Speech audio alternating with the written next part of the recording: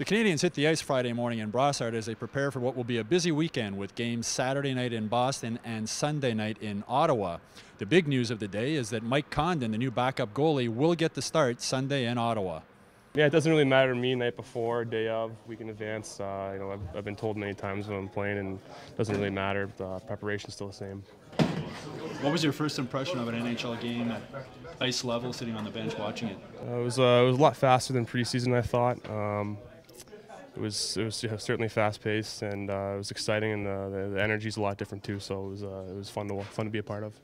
While the Bruins-Canadiens rivalry might not be what it once was, the players talked about playing in Boston, and it'll be the first experience for Jeff Petry facing the Bruins in Beantown. Petry also talked about how his life has changed since he's come to the Canadiens full-time, signing a 6-year contract. His wife gave birth to a new baby boy, and he's bought a house right near the Canadiens practice facility here in Brossard. Coming home, from the rink, it's different to come home to, something like that, and to be, to watch him grow. It's easy to get your mind off of hockey when you're outside the rink. I remember my last year in Edmonton, I was driving.